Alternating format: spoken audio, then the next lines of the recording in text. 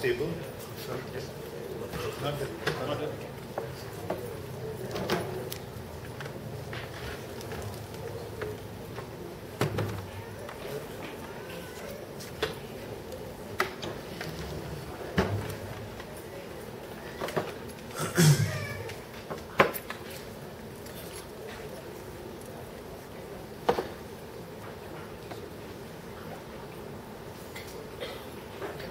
Can we project some song there?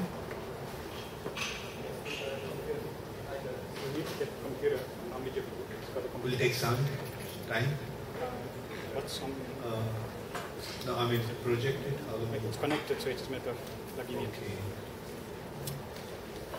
Can you sing Gerard Marable? Set it up. Oh, this. It's got 2-3 minutes. We have Gura Guna Gaon. We could get it from the internet. We'll keep it for the next session. Okay, we can sing something. We'll set it up. Okay, one song probably everybody knows. Shri Krishna Chaitanya Prabhu Jibe Daya Kori. How many of you know this song? Shabad Shad Shio Dham. You have it there? Just put it. Okay, so this song is by Bhakti Vinod Thakur. This is the first song of Sharanagati. What is the meaning of the word Sharanagati? Surrender. And surrender is a process. And Bhakti Vinod Thakur is explaining the process of surrender. Surrender has 6 limbs. Sometimes in Sanskrit, the entirety is considered to be a body and different aspects are considered to be limb. Just like I explained yesterday, Srimad Bhagavatam is Krishna himself, and Bhagavatam has how many limbs?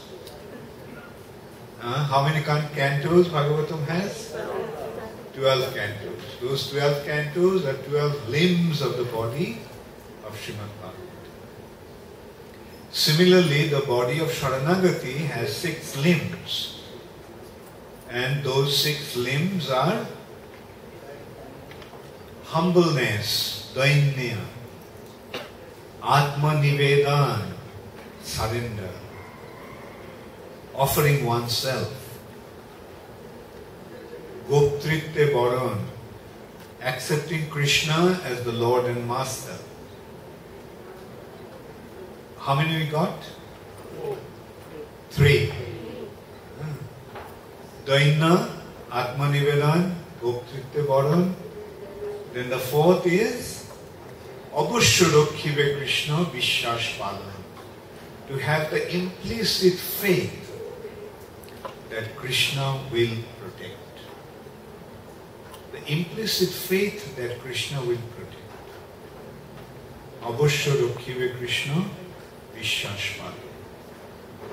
Bhakti Anukul Matra Karejero Shikar.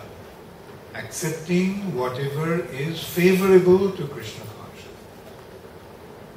And finally, rejecting whatever is detrimental to Krishna consciousness. So how many limbs we got? 6. So, the Sharanagati, the process of surrender, comprises of this 6 aspects. In order to surrender to Krishna, what do we have to do first? Become humble. Can an arrogant person surrender? No. Then, and when we become humble, then only we can offer ourselves to Krishna. Atma Nivedan. Atma means the self, and Nivedan means offering. Offering of the self. Now the third aspect is, naturally the question arises, why should you want surrender? Why should you want surrender to Krishna? Because Krishna is the Lord and Master. Since Krishna is the Lord and Master, therefore there is a natural consideration of surrender. Abush. And then, okay, if Krishna is the Lord and Master, then what will Krishna do? What does the Lord and Master do? Does the Lord and Master exploit? Or what does the Lord and Master do? The genuine Lord and Master protects. So to have that implicit faith that Krishna will protect. And then accepting whatever is favorable to Krishna consciousness and rejecting whatever is detrimental. Is to be fixed up. What do we need to do? Accept whatever is favorable and reject whatever is unfavorable or detrimental. So, it's happening.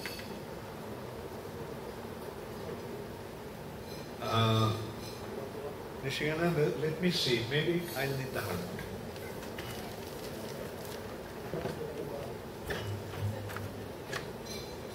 This is a little too high. Should we use that? We can use this.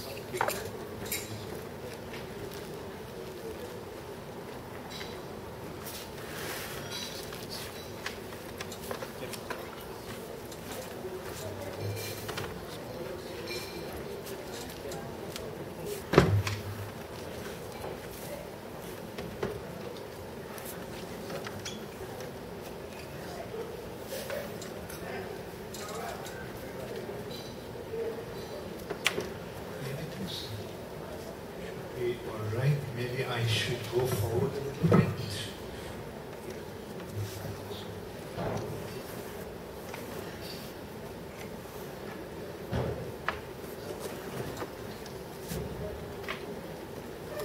What's happening?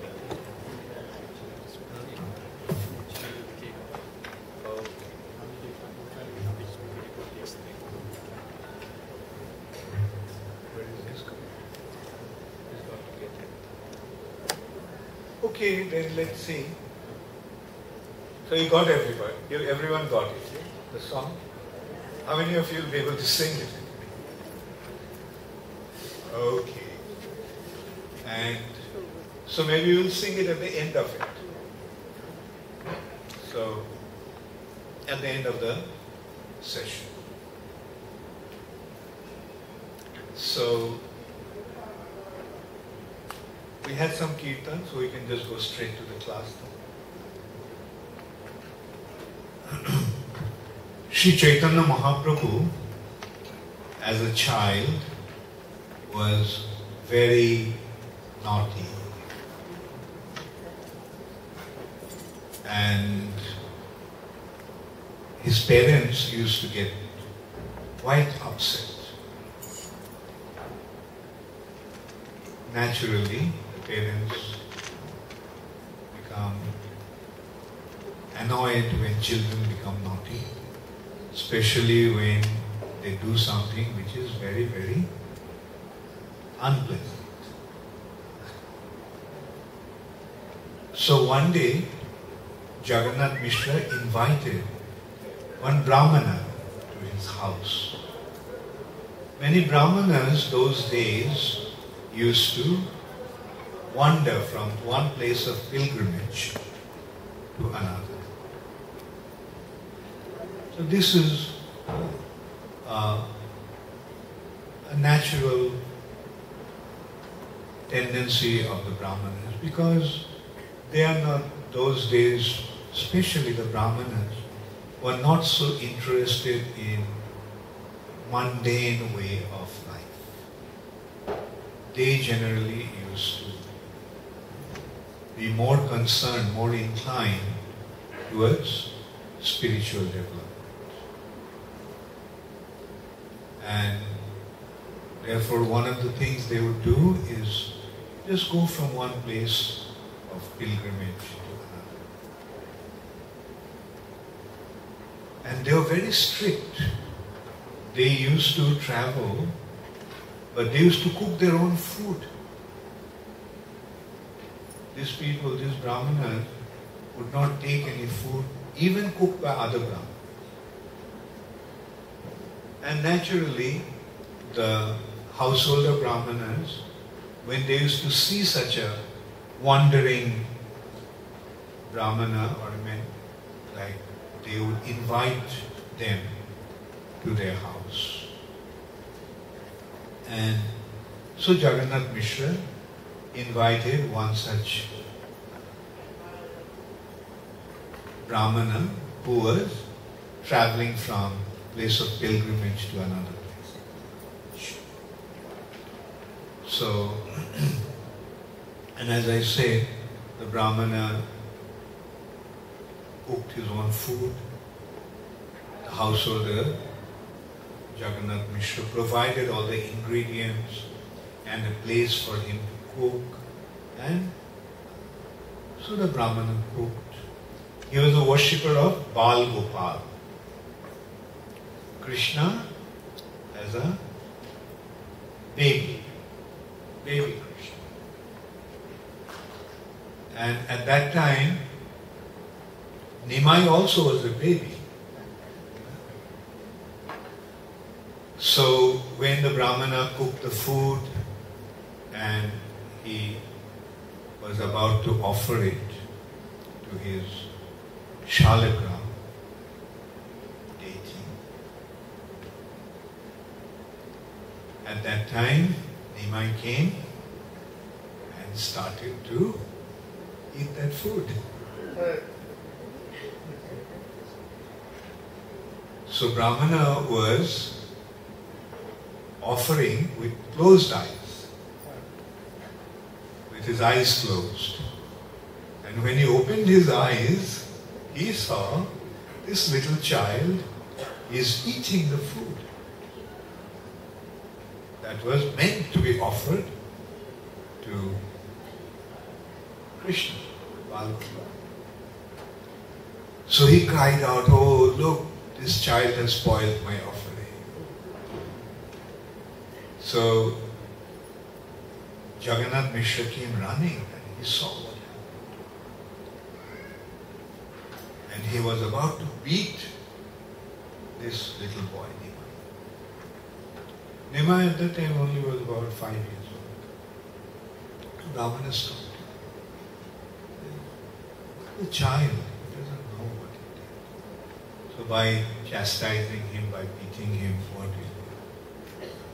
what kind of lesson will you teach him? Child. So in this way, he prevented Jagannath Mishra to chastise Nimai. And Jagannath Mishra was naturally very embarrassed.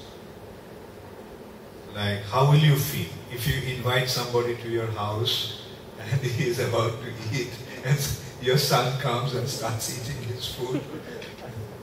And not only his food, the food that was being offered to the Lord. So Jagannath Mishra was very embarrassed, so he requested. So the Brahmana said, "It's all right. I travel, sometimes I travel through the forest, and for days together, sometimes I don't get anything to eat. I'm used to fasting. So today, Krishna probably doesn't want me to eat. That's why he didn't accept this offering." So Jagannath Mishra begged him that please. The Brahmana said, "Give me some fruits, that will be fine." No, please cook again. So finally the Brahmana agreed. So they took Nimai away from the house to a neighbor's house. Those days the Brahmanas used to live close by in the same area, and nearby in another Brahmana's house they took Nimai, carried Sachimata went, and other ladies also came. And in the meantime the Brahmana was cooking. And these ladies were teasing Nimai, you have eaten the food cooked by some Brahmana. Who knows what is his caste? Because among the Brahmanas also, there are different categories of Brahmana. A high class Brahmana will not eat the food cooked by a lower class Brahmana. So this Brahmana, no one knows what his caste is. So they were saying, Nimai, you lost your caste. You have eaten the food cooked by somebody who knows what's his caste. So what was Nimai's answer? Does a cowherd man lose his caste by eating the food cooked by Brahmana? Nobody could understand what was he talking about. Does a cowherd man lose his caste eating the food of a Brahmana? So they couldn't understand why Nimai was speaking. Nimai even said, a cowherd man loves to eat the food cooked by a Brahmana.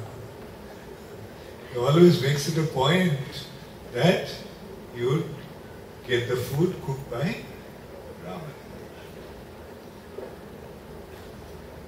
Then the second time when the Brahmana was about to offer, again this little boy came and started to eat. Again the Brahmana cried out, see, once again he spoiled my offering. So Jagannath Mishra again was about to beat him up, but Brahmana stopped him. That's one thing, like Jagannath Mishra as a father, sometimes would like to chastise his son. But somehow or other something would happen. Somebody will come and plead on his behalf. He won't be able to chastise him. So that same thing happened. The Brahmana begged him, no, please don't chastise. And so Jagannath Mishra said, please cook again. So he said, no, see, it seems that's my destiny today. Like, Lord doesn't want me to do it. Now this is the attitude of a devotee. Mundane people will get upset. Why this happened? When something unfavorable happens, materialistic attitude is to complain, to get angry. But a devotee, how should a devotee take it? A devotee takes it as if it's the Lord's mercy. It's the Lord's desire. The food didn't come to me. In spite of making all the arrangement, it didn't come to me. Therefore, I have to understand that the Lord doesn't want me to eat today. So this is the meaning of Krishna consciousness. Krishna consciousness, seeing things in the light of Krishna. And body consciousness, controlling attitude. I want this. I am arranging this. Therefore, this must happen. But Krishna consciousness is, Lord wanted this. Lord wanted this.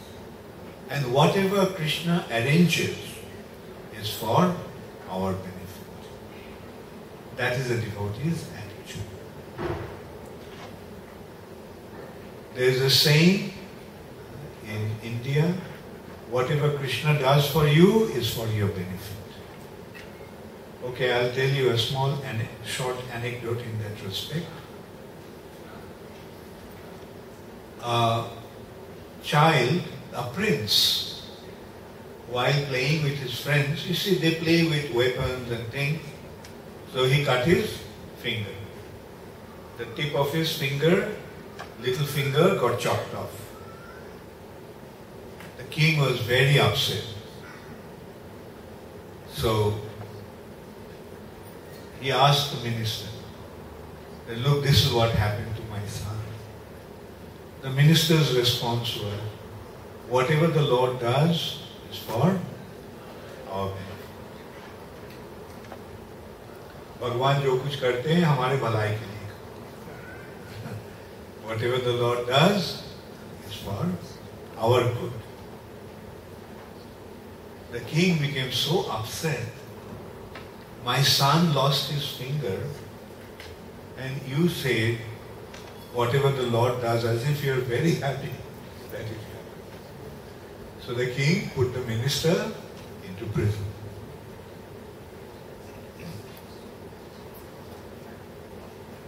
Then one day, the prince went hunting and he lost his way. He got separated from the group. He got lost. And at that time, some dacoits came and arrested him. The dacoits were looking for somebody to offer to Kali. You remember the story of Jara Bharat? So they thought now he got a very nice offering to be offered to Ma Kali. And so before the offering at night, that offering takes place in a deep depth of the forest in the middle of the night, in the middle of new moon, when there is no moon in the sky, Amavasya. And they have a Brahmana also, and dacoit Brahmana, the priest of the dacoits. So, but he knows the culture. So the offering has to be made through a Brahmana. So when the Brahmana was watching, they found that this boy is defective. His finger is cut. He cannot be offered to Kali. So the son came back, returned home, and told what happened to the father. And the father felt very guilty that he kept the minister. We immediately go and make forgiveness and release. So apparently something may not happen to our favor or according to our desire, but we should take it as Krishna's divine arrangement. Another story in that respect, it's not a story, it's a real thing. Somebody lost a flight. You know where the flight was to take off? From Boston. And the day was 9/11. 11th of September. And that person came late and he lost his flight. He had a very, very important appointment. And he was so upset, But then after some time, he got the news that the plane that he was supposed to be went straight into World Trade Center in New York.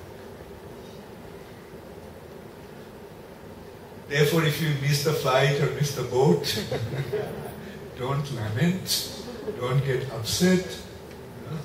Even someday if you miss your dinner, don't get upset. Rather take it as Krishna's mercy. So this Brahmana took it that way. Krishna doesn't want me to. But then Vishwarup came. He walked into the house. He was in his early youth. Very handsome. And the Brahmana, just by seeing him, he got awestruck. What a beauty. He never saw such beauty. And when Vishwarup heard what happened, and Vishwarup begged him, please, for our sake.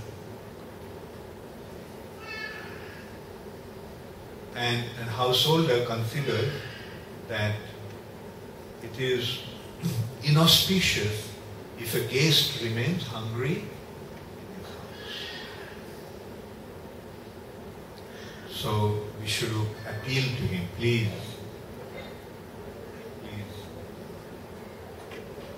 take dinner. Please make another offer. So finally Brahmana agreed.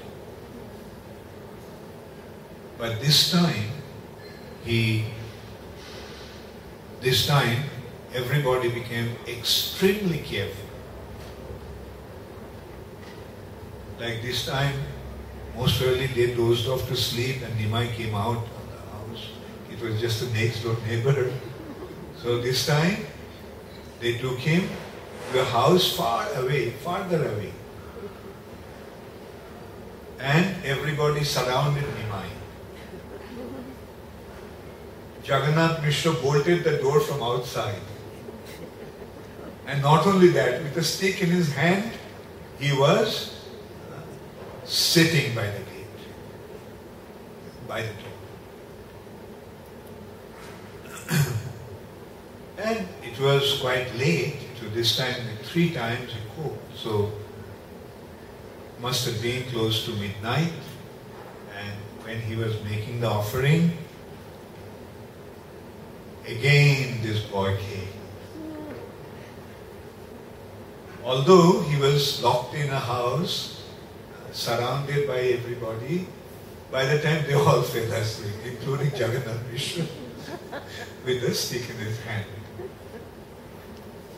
And Nimai came and started to eat. But this time when the Brahmana was about to cry, Nimai said, "What kind of a person you are? You invite me to come and eat, and when I come and eat, then you start screaming and shouting and crying." So then, Nimai showed him his 8-arm form. In 4 arms, first he showed his form as baby Krishna. And then he showed himself with his 4 arms. He was holding a lotus, conch, mess and disc. And with 2 hands, with one hand he was holding some food and he is eating that. 2 hands of a baby holding the chipped rice and yogurt rice. And with 2 hands he was playing his flute. So this is how Nimai revealed his identity to the Brahmana as the Supreme Personality. And he told him not to reveal his identity to anyone. And that Brahmana who was always traveling, he stopped traveling. And he settled down in Navadvip.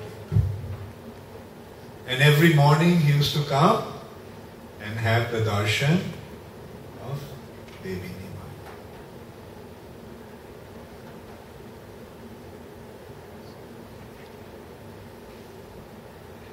Krishna also actually played this pastime with the Brahmana. This pastime happened with Krishna also. So, anyway, as I said, Nimai was very, very naughty. He used to, now he's grown up a little more, and he used to go to the bank of the Ganges. And the bank of the Ganges, those days, there used to be 2 areas. The area for men and the ghat, the approach to the river. Areas for men, areas for women. So they used to go there, take their bath in their respective area. So what Nimai as a little boy used to do, and not alone, with his friends. He used to take the clothes from women's ghat to men's ghat and men's clothes to the women's ghat. And after taking their bath, they would come out and they would see that their clothes are not there. And they would wonder, what happened? Did we come to the other side of the river and to other ghat? But they were extremely embarrassed, didn't know what to do. And sometimes Nimai would go to the young girls, unmarried girls. These unmarried girls used to worship Lord Shiva. And do you know why unmarried girls worship Lord Shiva? To get a good husband. So they used to offer with flowers and fruits and other things. So Nimai would go there and sit there and tell them, I know why you're worshiping Shiva and Parvati.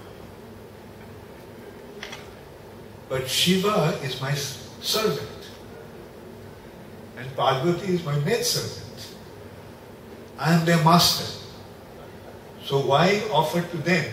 Offer it to me. So they would get very upset.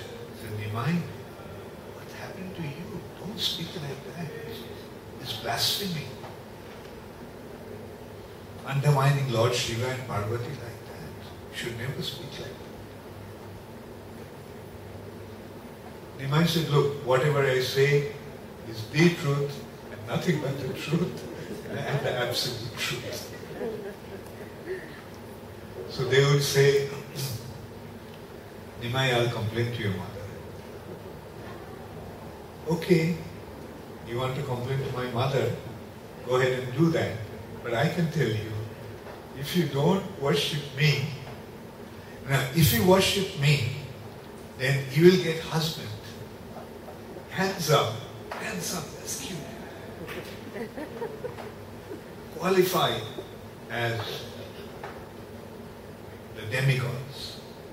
And in this way they would tell them. Then some girls would try to run away. Nimai said, those who are running away without offering me the worship, they'll get a husband, 75 years old. They'll have 3 co-wives. And so then they'll immediately come running. No looking.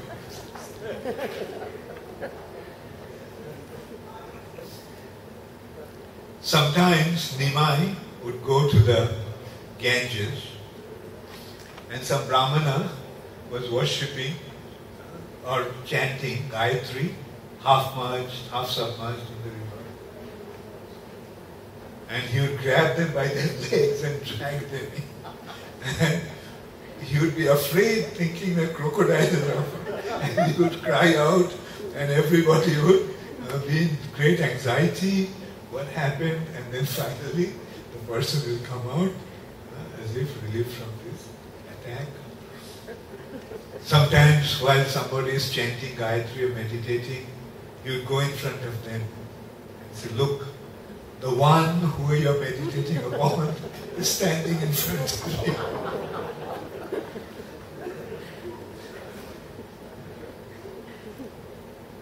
And sometimes you take water in his mouth and splash it on their face. So sometimes these brahmanas would go and complain to complain to Jagannath Mishra. So Jagannath Mishra, Chaitanya Mahaprabhu's father, he would be very upset. He would say, I don't know what to do with this. so naughty and he is causing so much distress and such disgrace to the family. And he would get very upset and he would take a stick and say, I must beat him up today. The other Brahmanas, those who came to complain, they will say, no, please don't get upset. Don't get angry with him. You know, the reality is, when he does those things, we all feel very happy about it. So please don't chastise him. But Jagannath Mishra would listen to them. No, this boy is becoming absolutely impossible. We must do something. So he would take the stick. And the girls who came to complain, they would run and tell Nimai, your father is coming. And so then Nimai take another path, not from the Ganges side, he would go to the other side and he would Jagannath Mishra would be coming and he would see Nimai is coming from the other side. And doesn't look like he just were coming from the river. His whole body is dry as anything. It's looks quite dusty. And there are some marks of ink on his face and cloth. And Jagannath Mishra would ask, where did you go? I'm coming from this school. They call it, say, Gurukul or Chatushpati. One teacher would teach. So I'm coming from the Patsha. But these Brahmanas have complained to you. These ladies have complained. And what was the complaint? You have done this. I don't know why they all say things like that. Like, I'm just coming from my school. And Jagannath Mishra also would be completely perplexed. Like, he couldn't understand why he's looking like it, as if he's coming straight from the school. So in this way, Jagannath Mishra would have, Sri Chaitanya Mahaprabhu would have his wonderful pastimes in Navadvip with Sri Chaitanya, with his devotees playing different roles. Now, Nimai in school again was an extremely brilliant student. Extremely brilliant student. Like, he went to the school of Gangadas Pandit. And Gangadas Pandit never seen such a brilliant student. Anything that he would hear once, he would remember. No matter how difficult the topic was. He would hear it once and he would remember. And as a result of that, he started to advance very, very quickly in his studies.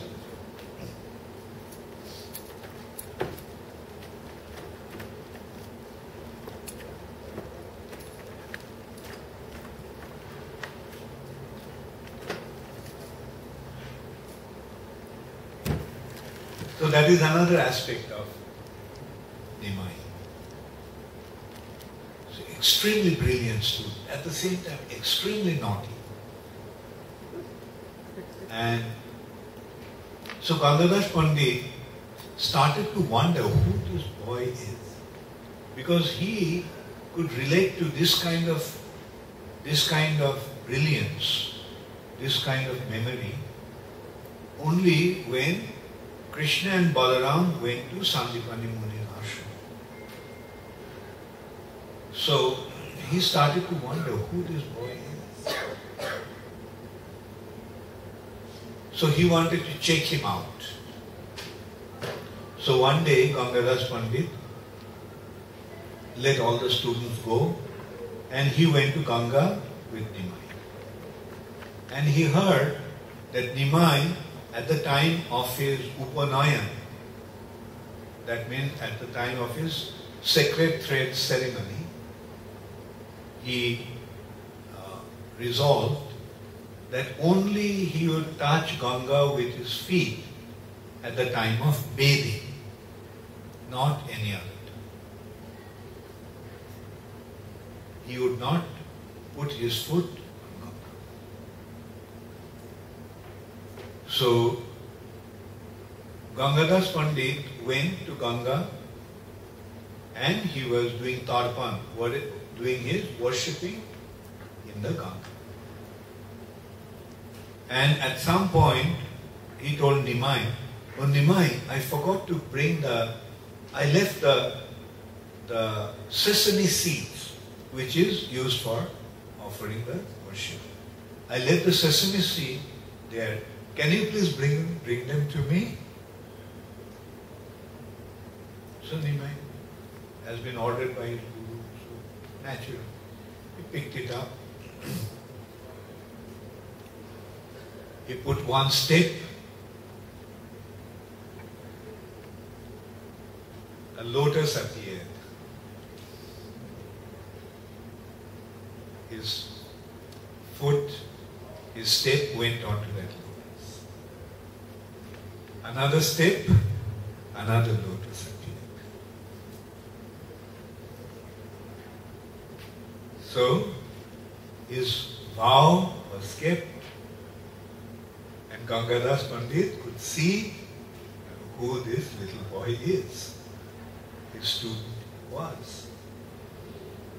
So, this is how Gangadas Pandit recognized, and to him also Chaitanya Mahaprabhu told, "Please don't reveal my identity to him." So, in this way, once again we are seeing that although Chaitanya Mahaprabhu is trying to hide his identity, but he couldn't do that to his. In that respect, there is another consideration. Those two lotuses that appeared were actually the two lotus hands of Mother Ganga to hold the lotus feet of the Supreme Personality of Godhead.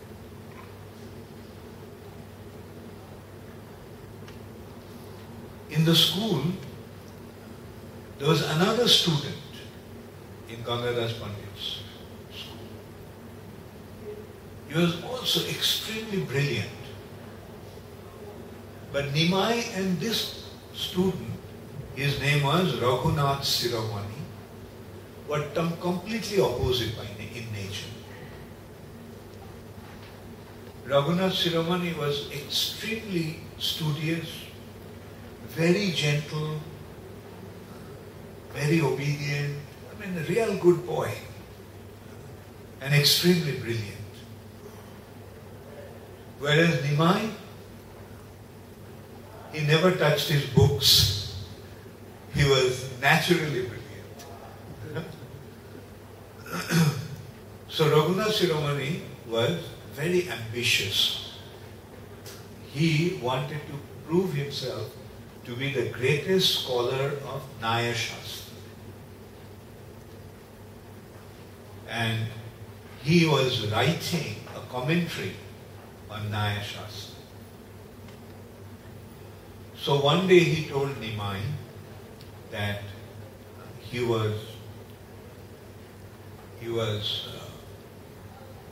heard that Nimai also is writing a commentary on Nyaya. Because they all were studying. Navadvip was a place of study of Nyaya, logic. And so Nimai also was writing a thesis or commentary on Nyaya. So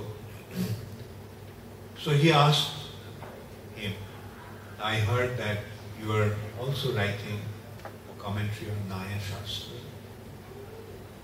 So will you please tell me what you wrote?" So he said, "Okay, I will show you. Tomorrow I'll bring it with me, and after the school, when we go through the river Ganges. In a boat, then I related.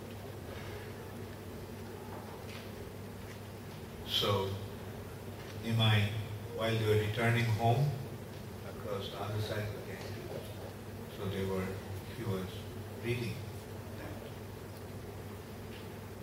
And he saw that Raghunath Shiromani, upon hearing his commentary, he started to cry.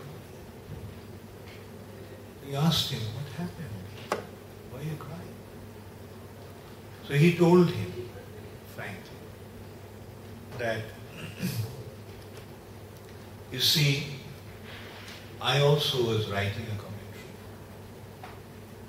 And I wanted that my commentary would be the best.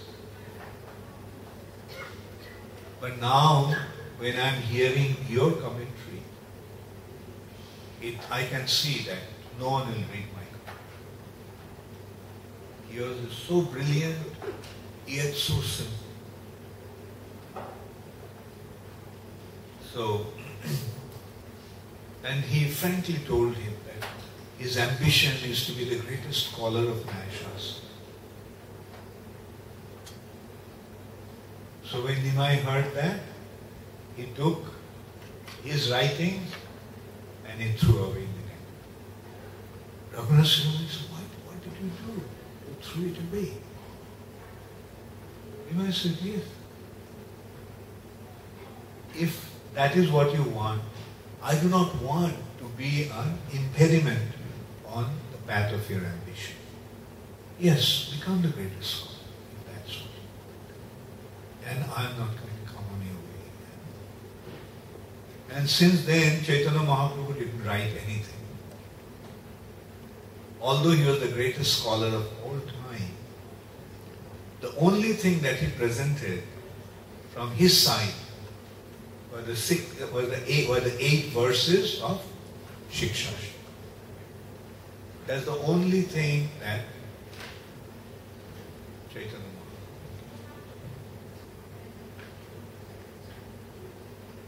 Some scholars sometimes presented that Brahma Samhita was not actually written by Brahma, but it was a presentation of Chaitanya Mahaprabhu, the writing of Chaitanya.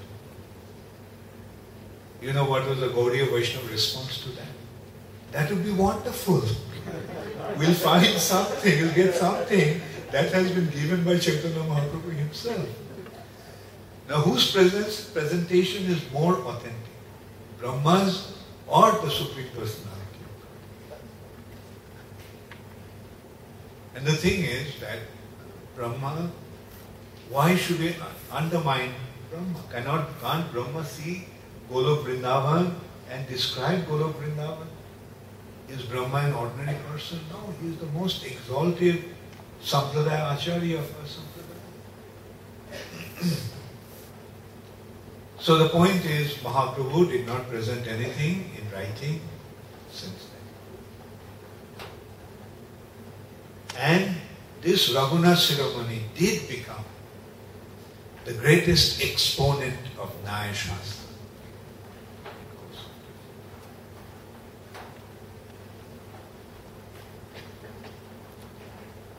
Then Chaitanya Mahaprabhu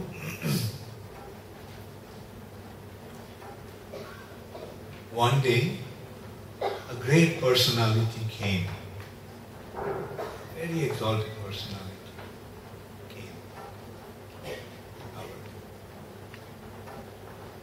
and he became guest of Advaita Acharya. And seeing him, Advaita Acharya considered that this person must be someone very exalted. And he asked him, where did you get this understanding? This understanding was loving devotion to Krishna. Now, through whom this loving devotion to Krishna became manifest in this world? Who remembers? Madhavendra Puri. in that devotion, tree of devotion, who is the seed, who has been considered to be the seed of the tree of devotion? Madhava. So Advaita Acharya, seeing him and hearing him, he wondered who he is, and he asked, "Who are you?" And he found out that Ishwar Puri, this was Ishwar Puri, and his guru was Shripad Madhava.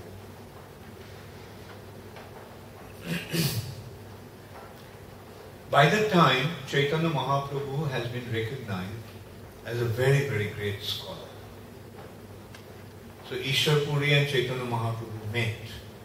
Chaitanya Mahaprabhu met Ishwar Puri. And he immediately became attracted to him. And Ishwar Puri also became attracted to him. Actually, that's the first time that they met. And Ishwar Puri once told Chaitanya Mahaprabhu that he was writing a book on Krishna's pastimes called Krishna Lilamrita, the nectarian pastimes of Sri Krishna. So he asked Chaitanya Mahaprabhu that, look, you are such a great scholar, so can you correct the mistakes in it? And Chaitanya Mahaprabhu said that in the description of a devotee, in the writing of a devotee, there is no consideration of mistake. Those who find mistakes, they are mistaken. Because the description about Krishna and his pastimes by a devotee is an expression of his love. And in that loving expression, there is no consideration of this. So this is how Chaitanya Mahaprabhu set another beautiful example. That in the description and expression and writing of a devotee, don't find mistakes.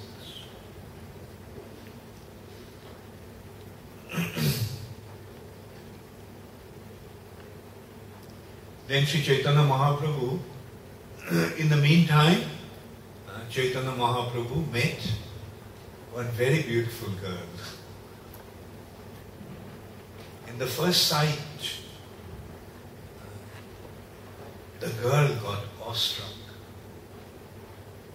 And he also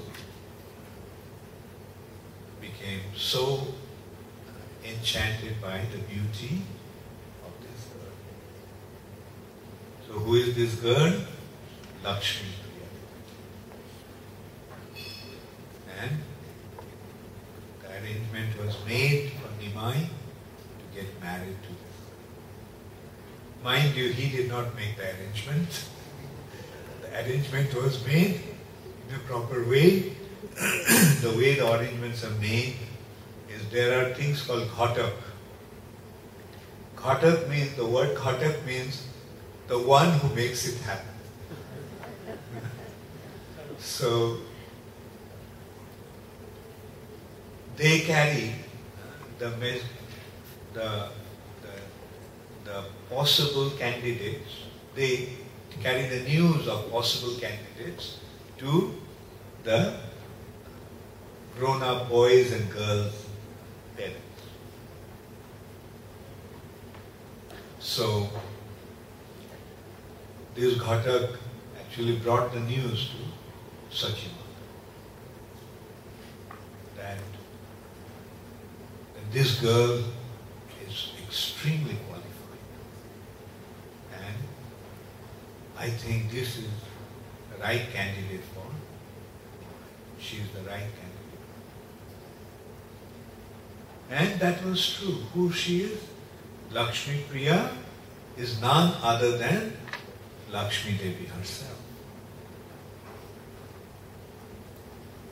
Lakshmi Devi herself. And who is Chaitanya Mahaprabhu? He is Narayan himself. So the arrangement was made for them to get married. And a beautiful description is there. So I'm not going to that detail. Like Chaitanya Mahaprabhu got married to Lakshmi Priya. In the meantime, he started his own school. There was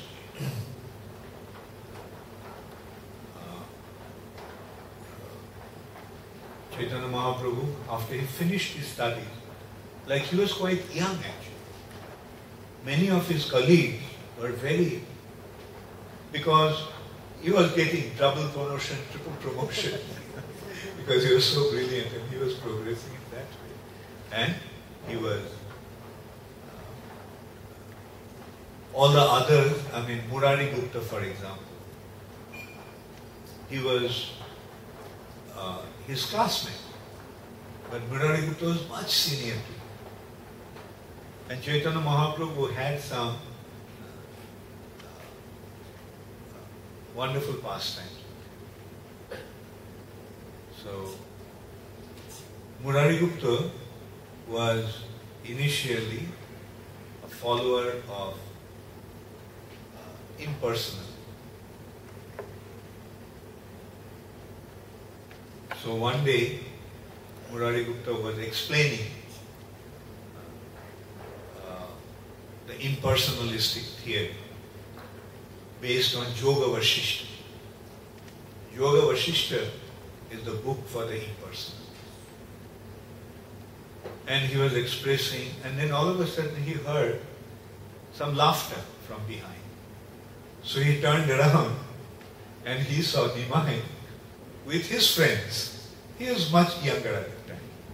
He was not even in his school at that time. This was the past time I just recalled from before. Nimai, not even in his school, not even started his education.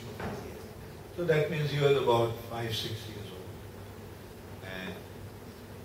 And he saw the way he was speaking, Nimai was imitating him. He is throwing his hands like this. Nimai was also doing. And all Nimai's friends were laughing, seeing that. So this is how he would have his pastimes, Chaitanya Mahaprabhu. When he grew up a little, he was such a great scholar. And he was so, like not really spiritually inclined at that time. He seemed to be absorbed in studies and debates and challenging people, and whoever he would see, scholarly person, he would challenge him. Like Murari Gupta was one. And he had the wonderful ability that Naya is the logic, study of logic. So using the Naya, he would make the presentation that night, the sun actually rises at night. And naturally, they would contest. No, that's not. And he would defeat them, proving that sun actually rises at night.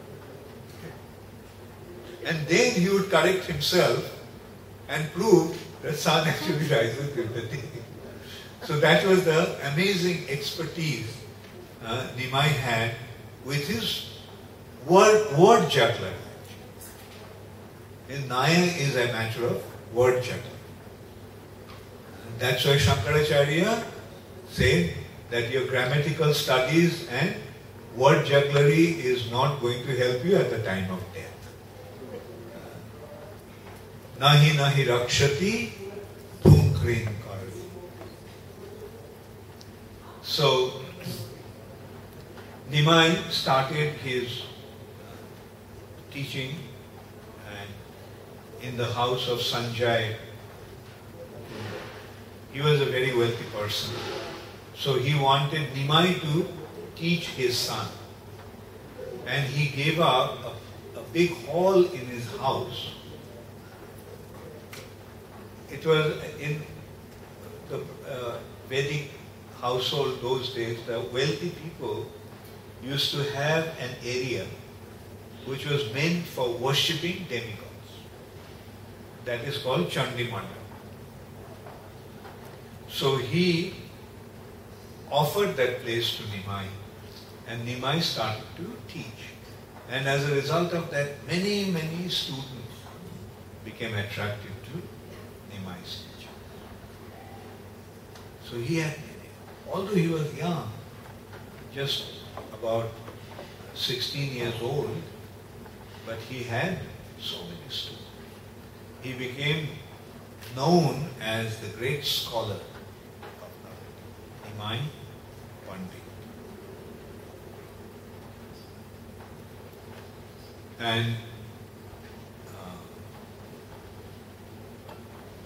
so after that, after he started his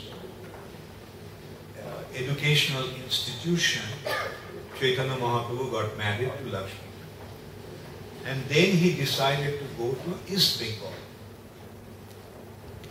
And East Bengal was known for its wealth, which today has become Bangladesh. It is said that Chaitanya Mahaprabhu went there to collect wealth with his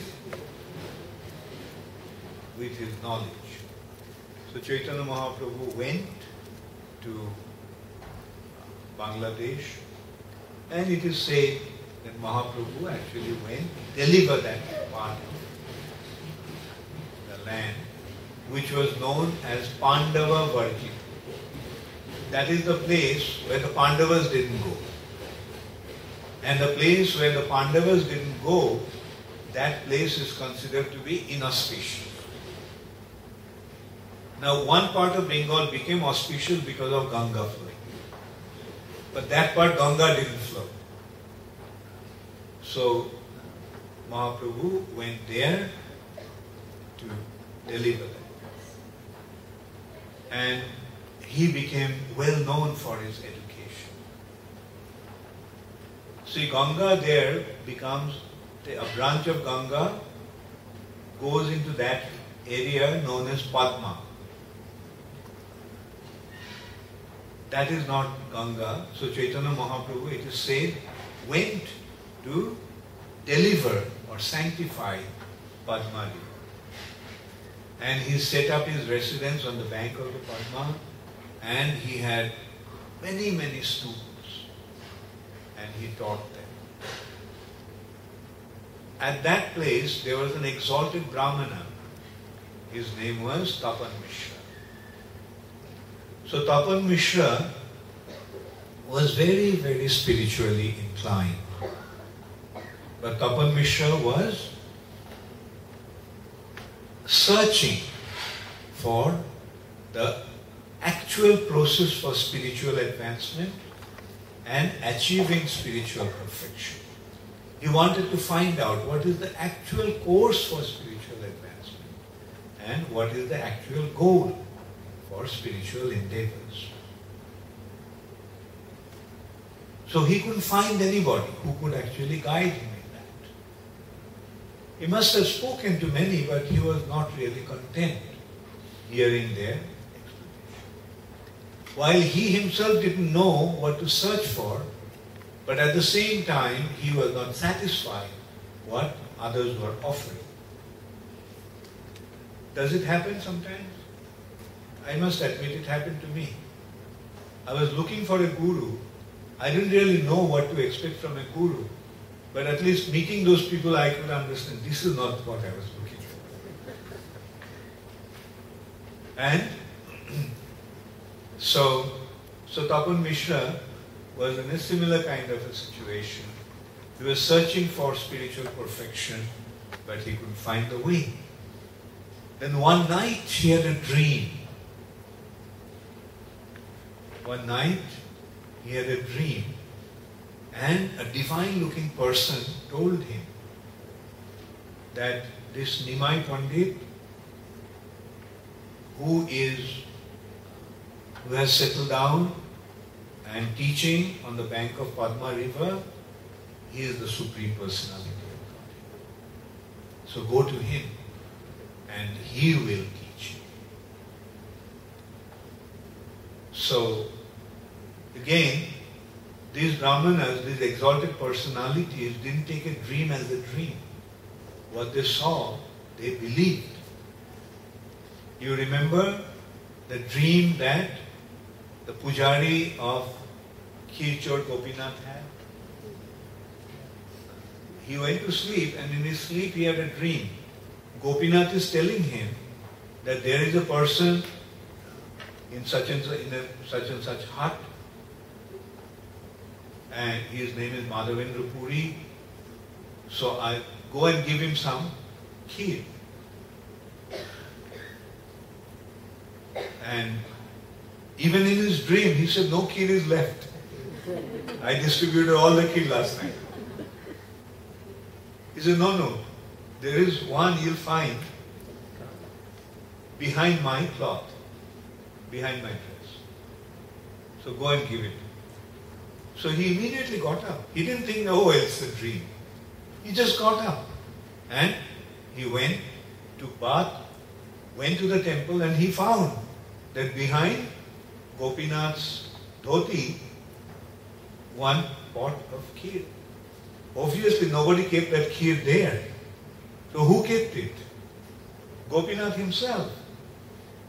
As if Gopinath stole that pot of kheer for his devotee, Madhavendra Puri. That's why Gopinath got the name Khirchor Gopinath. Gopinath who stole kheer. So this is how we see that these exalted personalities don't dream such a way. They perceive the reality in the subtle plane. In the subtle plane of the existence. So similarly, Tapan Mishra also felt that there is some truth behind it. So he just went, met Chaitanya Mahaprabhu, and he told him. And what did Chaitanya Mahaprabhu tell him? That Sadha Sadhan Tattva has been presented in the scriptures. The ultimate sadhan, the ultimate goal is to develop one's relationship with Krishna. That relationship is developed with Krishna through different means in different ages. In Satyuga, the means is, sadhan is meditation. In Treta Yuga, it is offering sacrifice. In Dwapar Yuga, it is worshipping the deity. And in this age of Kali, it is chanting the holy name of the Lord. And then he explained from Brihan Naradiya. Hare Nama, Hare Namaiva Kevalam, Kalo Nasteva, Nasteva, Nasteva. In the age of Kali, the only means, the only way, only process for spiritual advancement is chanting the holy name. Besides that, there is no other way. There is no other way.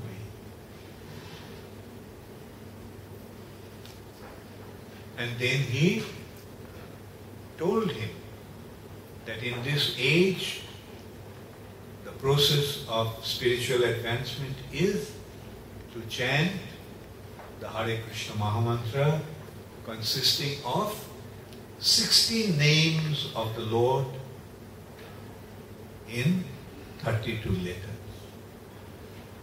Sholo Naam or Trish. 16 names described in 32 letters. That is Hare Krishna, Krishna Krishna, Hare Hare, Hare Rama, Rama. And he explained to him that the Lord descends in different yugas to establish the Yuga Dharma. And Chaitanya Mahaprabhu pointed out that this is the process of making spiritual advancement designed by the arrangement of the Lord Himself. So, he then gave the holy name and told him that he chanted. So this way, it has been pointed out that Mahaprabhu actually started his Sankirtan movement in East Bengal during his travel.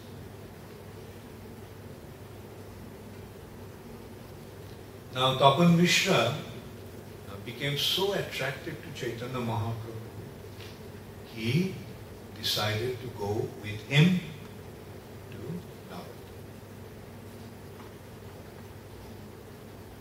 He told him, I don't have any interest in family life, all these other activities. I just want to go with you. But Chaitanya Mahaprabhu told him not to do that. But he told him, instead of going to Navadvip, to go to Varanasi, which is today's Benares. And later on we will see, after taking sannyas, when Chaitanya Mahaprabhu went to Benares, Tapan Mishra was there. So now we can see, like, it happened when Mahaprabhu was about 16 years old. This incident. He took sannyas after 8 more years, at the age of 24. And then he went to Jagannath Puri, and after that he went to Benares. So although this was to happen about 9-10 years after, but he forecasted, he told him, go to me. So in this way, he guided Sri Chaitanya Mahaprabhu. At this point, I just want to I'd like to see how many questions you have. How many of you have questions? Okay.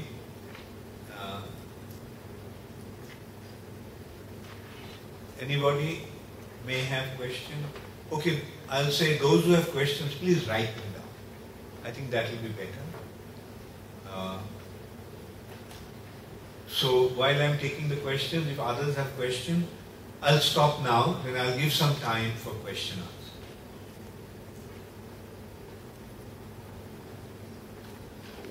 Okay, Shamananda, you wrote it already? Okay, you can say. Okay, anyway, like those few of you can say your question. Guruji, we see that Chaitanya Mahaprabhu had some direct disciples. Could we say that Tapan Mishra was Mahaprabhu's first direct disciple? It can be seen that way. It can be because he did tell him about the Holy Name, even before he started his Sankirtan.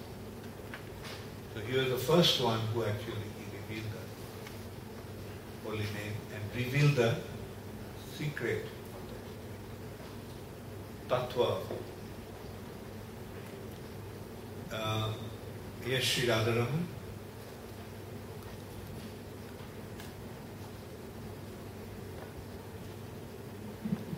Thank you very much for this wonderful beginning of the pastimes. I just had a question on Keshav Kashmiri. Did he appear before the 16th year, or is that something that we're going to cover at the next seminar? Yeah, I will do it in the afternoon. I was about to go to now. Next thing will be Keshav Kashmiri. Okay. Because you see, Mahaprabhu went to Bangladesh, and then he came back. Then he got mad. Lakshmi Priya Devi left this planet due to the separation of Chaitanya Mahaprabhu. And then he got married to Vishnu Priya Devi. And after that, the encounter with Keshav Kashmiri. Okay. So Guru Maharaj, I'll come back to a question next seminar on that one. Okay. For this one, just a very quick question. So you spoke about Raghunath Shiromani and Navya Nyaya.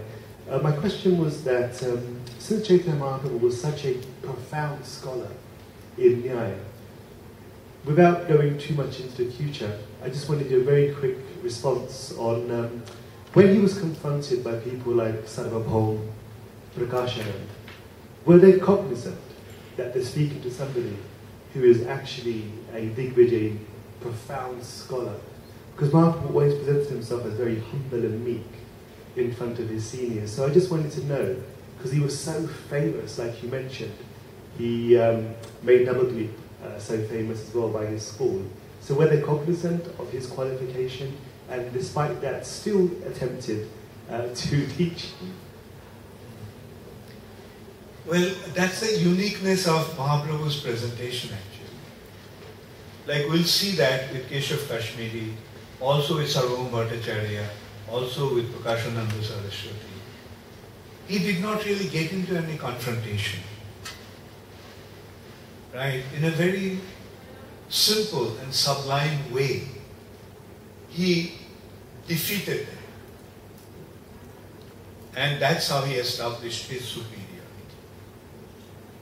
Right? Like, it will become quite obvious with Keshav Kashmiri. Like, so the thing is, they initially, all three of them did not recognize his greatness. All three of them actually somehow tried to undermine him, right? Minimize him. Keshav Kashmiri was quite offensive actually, not offensive as such, but kind of neglectful. Oh, you're just a child. Like, what do you understand of Alankar, poetry? Same thing with Sarvabhauma Bhattacharya. That, like, this boy, this young man, has taken premature sannyas. This is not the way a sannyasi behaves. Sannyasi has to be grave. He is so young and he is so frivolous. He chants, sings and dances. How is he going to maintain his sannyas? I will give him the real knowledge of Vedanta Sutra. And that's how I'll make him serious. If needed, I'll even elevate him in his sannyas ashram. He has taken sannyas from a lower class, lower grade sannyas community. And Prakashananda Saraswati was directly blasphemous. So, but we see how Mahaprabhu conquered them.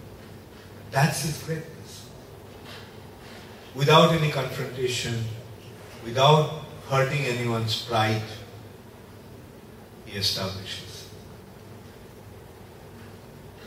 Thank you.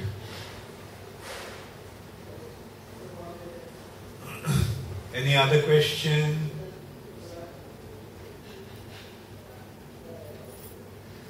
Okay then, if you don't have any question, What you were talking about earlier, we see everything as Krishna's arrangement.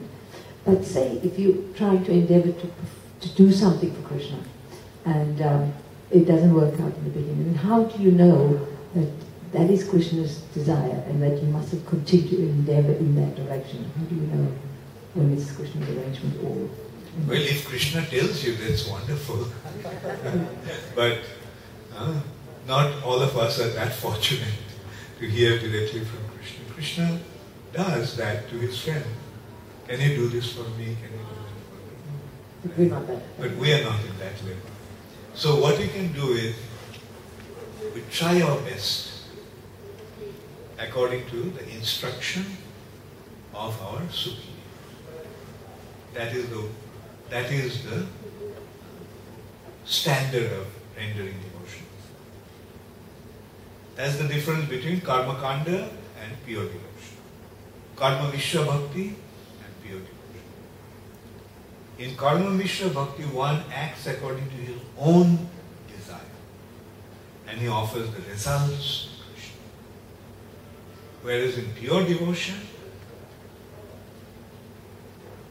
whatever the superior, whatever my guru says, whatever the others say, I do. So that is. Guru Maharaj, you were telling about that area in Bengal where the Pandavas were forbidden to go. What's the reason that the Pandavas did not go to that area in Bengal? Because that place is meant to remain hidden. Why? Because the hidden incarnation of the Lord would appear, and then the glory of that place will become manifest. Actually, in that sense, Bengal is the most exalted. Two most exalted places are Vrindavan and Navadvip. Vrindavan is the place of Krishna's pastimes, and Navadvip is the place of Chaitanya Mahaprabhu's. But because Mahaprabhu came hiding his identity, the glory of Bengal also was hidden until he manifested. Can I ask one more question for you? Why is it that in some ISKCON temples you see only a deity of Chaitanya Mahaprabhu next to Radha Krishna and not Gaura-Nitai? Is there a special reason why only Chaitanya Mahaprabhu? Yeah. That is to indicate that Chaitanya Mahaprabhu is none other than Radha Krishna. Radha Krishna together, when Radha Krishna become one, that is Sri Chaitanya. So, like for example, in the temples that have been established by Srila Bhakti Siddhanta Saraswati Thakur, he established Radha Krishna and Chaitanya.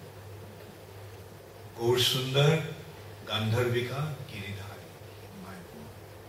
Srila Prabhupada also in Calcutta, he established Radha Govinda and Chaitanya. One more question? Why didn't Chaitanya Mahaprabhu take sannyas in his life? Why did he get married to Lakshmi Devi first? Was that to give her special favor? Well, in his pastimes he displayed that at one pastime he manifested his identity as Narayan with Lakshmi and two Shakti, like Shri and Bhu. Shri Shakti, Shri Devi and Bhu Devi. Lakshmi Devi and Vishnu Priya. Like Narayan has his two potencies on two sides. Krishna also has his two potencies on two sides. In Vrindavan, Radharani, Chandra. In Dwarka, Rukmini, Satyabhama. So similarly, Chaitanya Mahaprabhu displayed his pastimes. Just like Advaita Acharya Prabhu also. Nityananda Prabhu, Jannava Devi, Vasudha.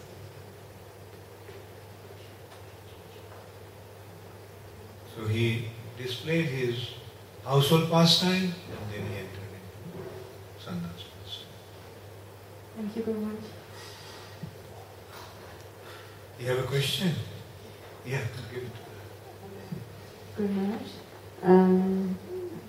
at the advent of Chaitanya Mahaprabhu, is it also to get the Maya Vada philosophy to kind of bring the impersonalism out and to bring the personalism in? Yeah. You see, during that time, impersonalism was quite prevalent, and he established devotion over impersonalism, like his encounter with Sarvabhauma Bhattacharya. his encounter with Prakashananda Saraswati. Through these encounters, he established the personalism above impersonalism.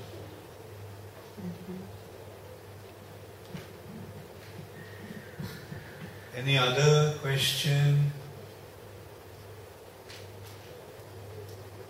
Yes.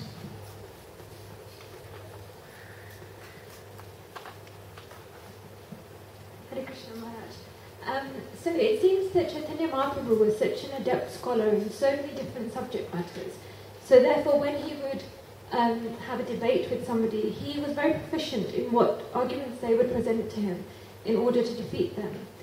Today it seems that amongst the devotional community it's very much to study very limited texts, certain texts which supposedly cover everything else. In my opinion, I always find when I study, I like to read a lot around the subject matter and then read other texts that I believe are accurate to give me a nice foundation. So what is your opinion on that? Very good. But in terms of today, we don't see, sometimes if you pick up a book that's not one that, say, Srila Prabhupada said... There is one verse, one line, two lines. Siddhanto bolia chitte na koro olosh, jaha hoite Krishne lage shutrira manush. Don't be lazy and just accept the conclusion. Make an endeavor to understand properly, because then your understanding and your conviction will become fixed. But in the age of Kali, people don't have time. They're not very intelligent. So let them just accept chanting the holy name, that's the best. But when it comes to preaching, Prabhupada actually told once, that in order to preach properly, devotees must understand Saddarshan. And later on I asked Srila Prabhupada that why we have to study Saddarshan. Is it because, and mainly, why should we study? Because it has been, you mentioned that 5 out of the 6 darshans are atheistic. And in the beginning of Bhagavatam, when Narad Muni was speaking to Vasudev, he also said Vedanta Sutra is also, the 6th one, the ultimate one, Vedanta Sutra, is also not really directly speaking about devotion. So do we need to, my question to Prabhupada was, do we need to study Saddarshan to defeat others? Prabhupada said no. Defeating others is not our business.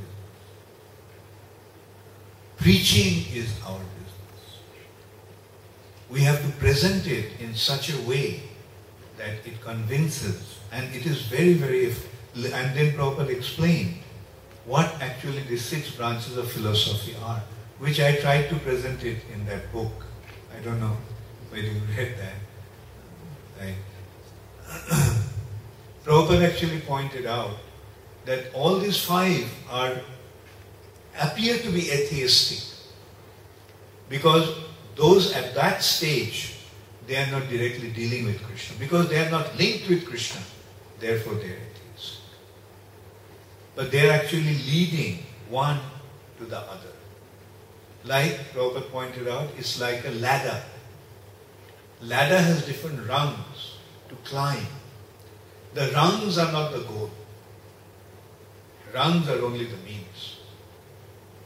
So 6 different branches of philosophy, 5 other branches of philosophy, bringing to the 6th branch, which is Vedanta Sutra, which has been explained by Vasudev through Srimad Bhagavatam, which is speaking about pure devotional service.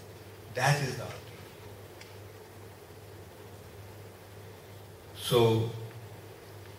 So that is the point. You see, like, okay, incidentally, I want to mention also, in your absence, your husband made some comments yesterday.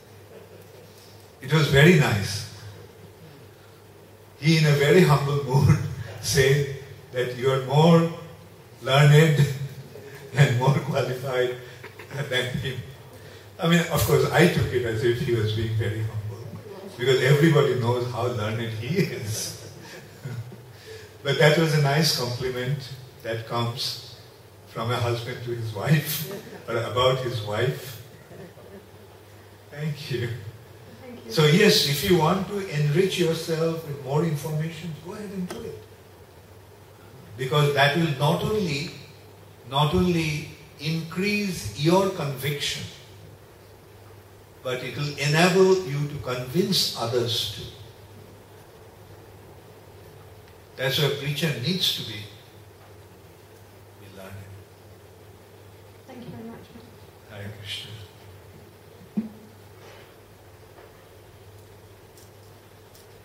Okay.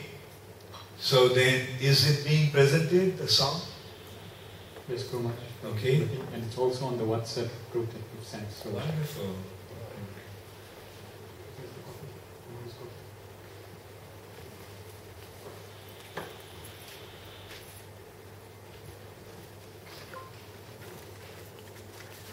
So this session for question answer, like I'll tell you that this question answer session, people think becomes the most exciting session. Whereas in Durban, for some reason, although you are so learned, so intelligent, you don't ask questions. I mean, I don't want to get into the bodily platform, but I want to point out that all the questions that came, excepting one, all came from non-Durban individuals. Shyamananda, Sri Radharaman, Ananda Sakhi, Rangaradhika, and only question came from, and she's also not from Durban, she's from Pretoria. Hare Krishna. When did you come? Today? You came with Hare Krishna.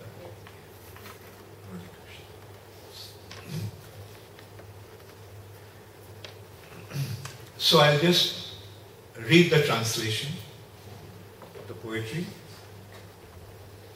Out of compassion for the fallen souls, Sri Krishna Chaitanya came to this world with his personal associates and divine abode to teach Sharanagati, the goal of surrender. Surrender to the Almighty Godhead, and to freely distribute ecstatic love of God, which is ordinarily very difficult to obtain. This Sharanagati is the very life of the true devotee. So this is first and second verse. And then third and fourth verse translation is, the ways of Sharanagati are humility, dedication of the self, acceptance of the Lord as one's only maintainer, faith in Krishna will surely protect, faith that Krishna will surely protect, execution of only those acts favorable to pure devotion, and renunciation of conduct averse to pure devotion. The youthful son of Nanda Maharaj, Sri Krishna, hears the prayers of anyone who takes refuge in him by this sixfold practice. Bhaktivinoda Thakur, Bhaktivinoda places a straw between his teeth, prostrates himself before the two Goswamis, Sri Rupa Goswami and Sri Sanatana Goswami, and clasps their feet with his hands. And with tears in his eyes, he appeals to them, I am certainly the lowest of men, but please make me the best of men by teaching me the ways of Sharanagati.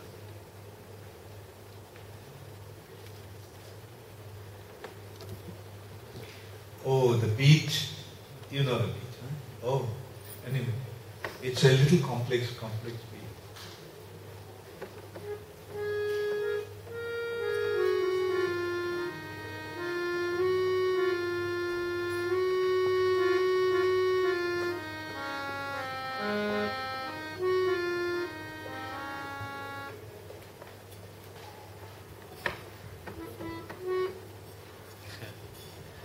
Harmonium has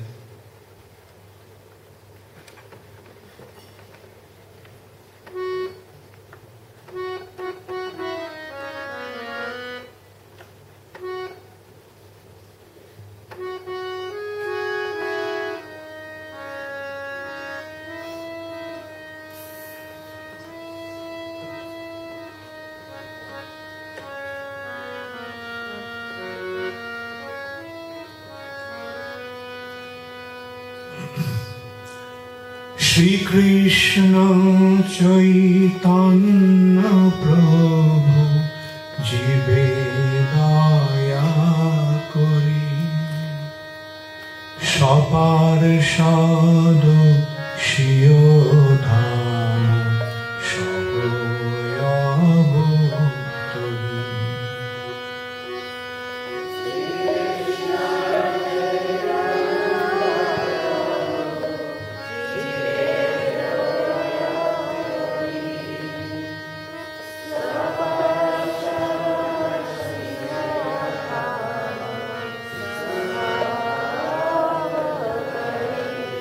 You're doing pretty good. Don't feel shy. Go full volume. Shri Krishna Chaitanya Prabhu Jive Daya Kori Shapar Shadu Shiyo Dham Shaboya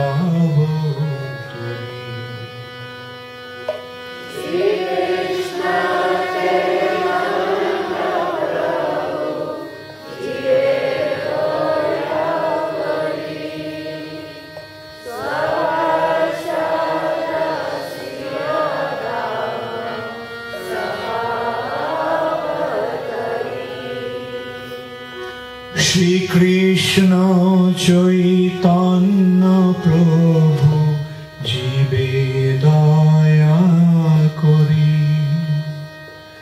Shapar Shadu Shiyo Dham Shaboya Bhutari.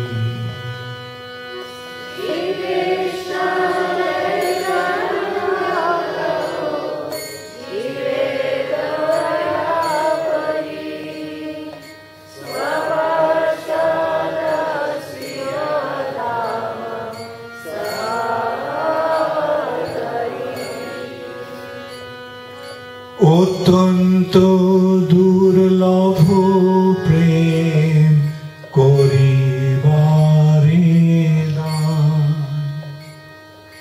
শিখায় শরণাগতি ভক্তের প্রাণ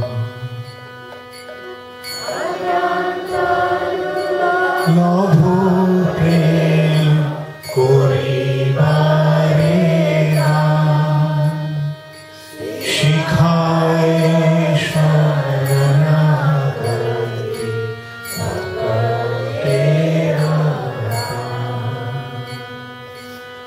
অত্যন্ত দুর্লভ প্রেম করিবারে দান শিখায়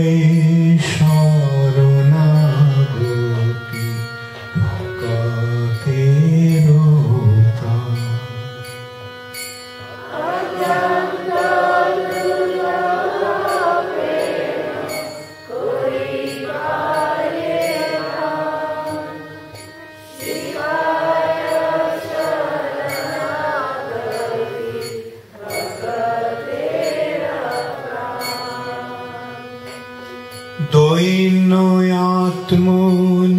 দৈন্যয়াত্মনিবেদন গোত্রিতে বর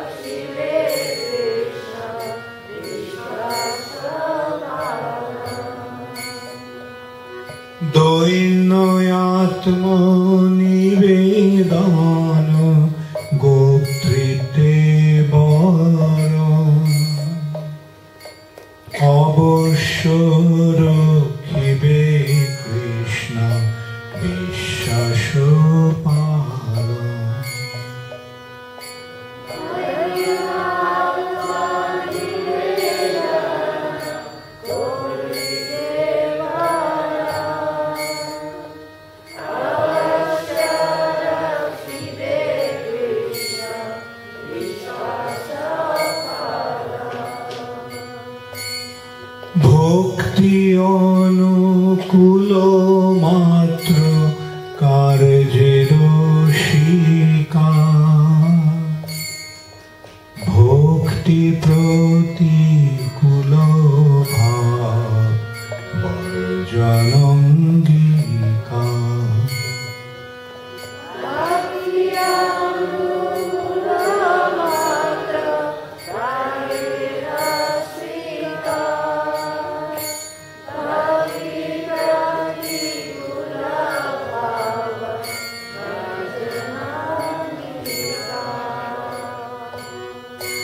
ভক্তি অনুকূল মাত্র কার্যের শিকা ভক্তি প্রতিকূল ভাব বর্জনঙ্গিকা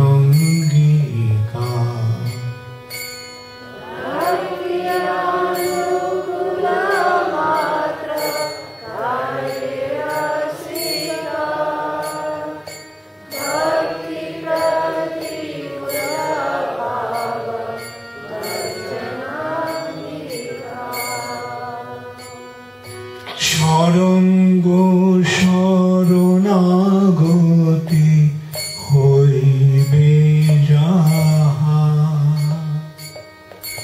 তাহার প্রার্থনা শুনে শ্রীনন্দ কুমার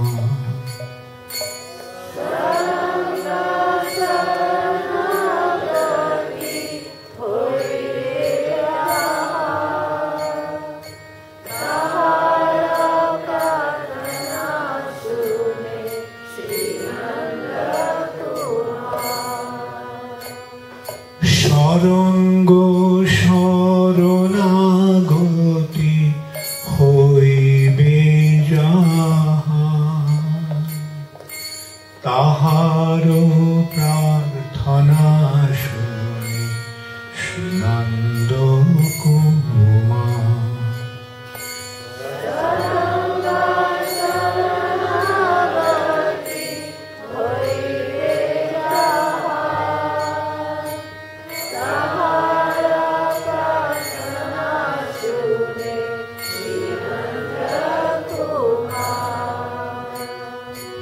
রূপ সনাতন পদে দন্তে তৃণ করি ভকতি বিনোদ করে দুহু পদ ধরি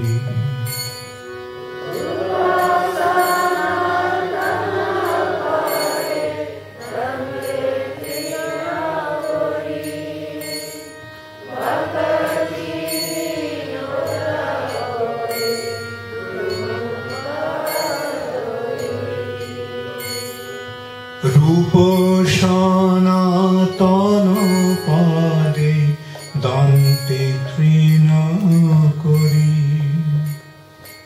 ভকতি বিনোদ করে দুহু পদ ধরি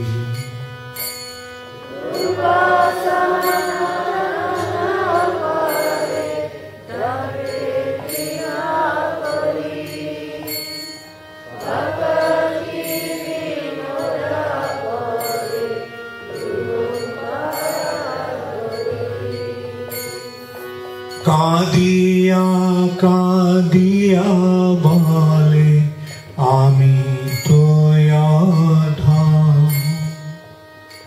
শিখায় শরণাগতি করো হে উত্তম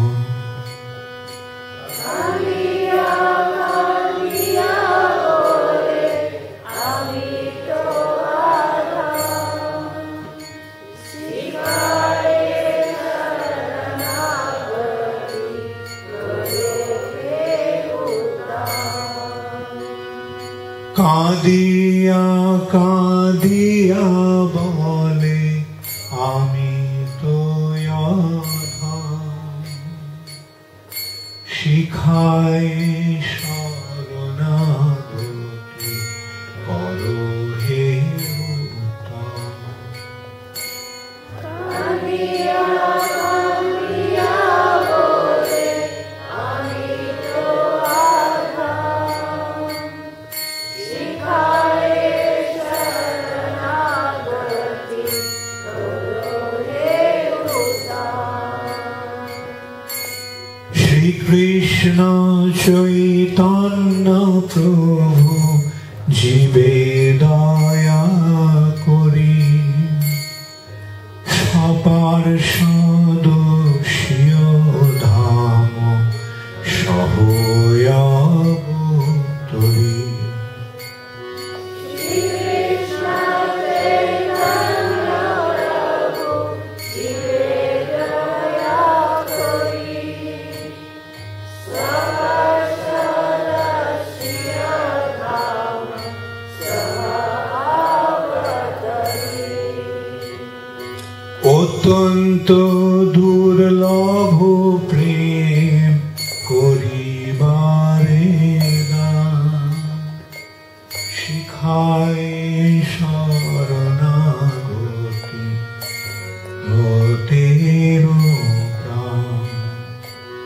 অত্যন্ত দুর্লভ প্রেম করিবারে দান, শিখায় শরণাগতি মতের প্রাণ। অত্যন্ত দুর্লভ প্রেম করিবারে দান, শিখায় শরণাগতি ভকতের প্রাণ। অত্যন্ত দুর্লভ প্রেম করিবারে দান, শিখায় শরণাগতি ভকতের প্রাণ। হরে কৃষ্ণ কৃষ্ণ কৃষ্ণ হরে হরে, হরে রাম রাম রাম হরে হরে। হরে কৃষ্ণ কৃষ্ণ কৃষ্ণ হরে, হরে রাম রাম রাম হরে। হরে কৃষ্ণ কৃষ্ণ কৃষ্ণ হরে হরে, হরে রাম রাম রাম হরে হরে। হরে কৃষ্ণ কৃষ্ণ কৃষ্ণ কৃষ্ণ হরে, হরে রাম রাম রাম হরে। Hare Krishna Krishna Krishna Hare Hare Rama Rama Rama Hare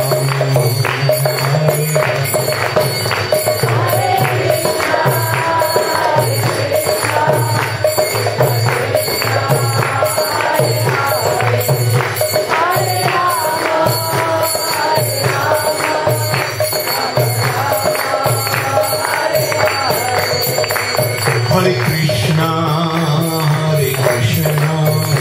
Krishna Krishna Hare Hare Hare Rama Rama Rama Hare Hare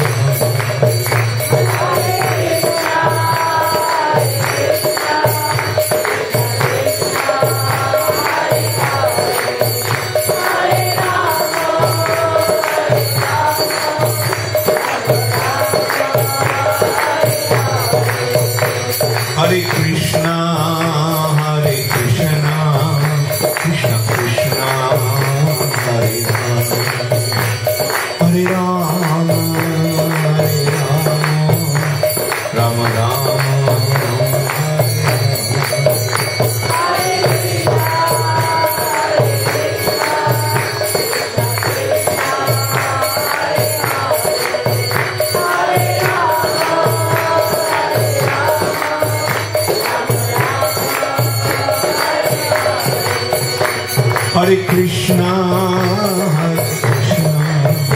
Krishna Krishna, Hare Hare, Hare Rama, Rama Rama, Hare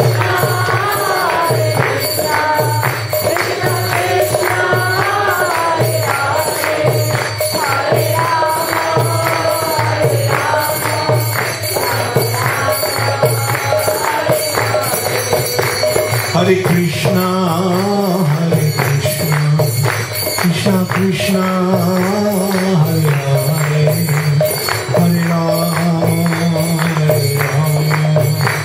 Rama Rama, Hare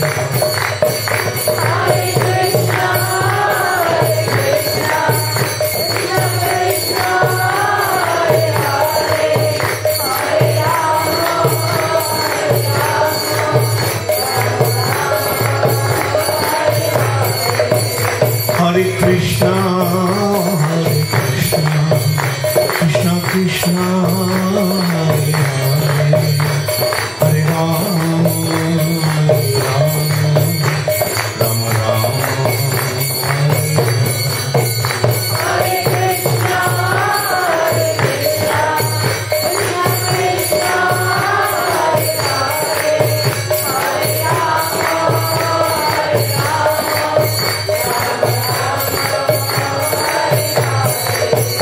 Hare Krishna, Hare Krishna, Krishna Krishna, Hare Hare, Hare Rama,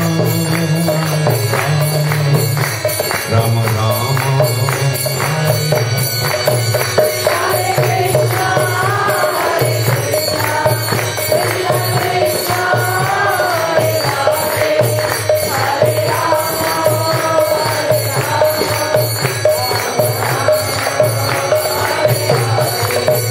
Hare Krishna, Hare Krishna, Krishna Krishna, Hare Hare, Hare Rama,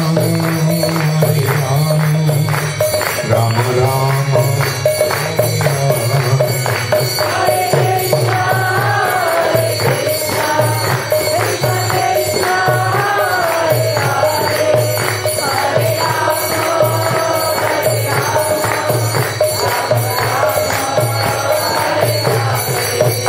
Nitai Gaur Hari Bo,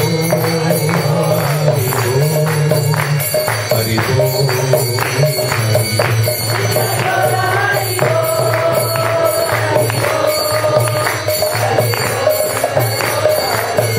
Jaya Jaya Prabhupada, Prabhupada, Prabhupada, Prabhupada.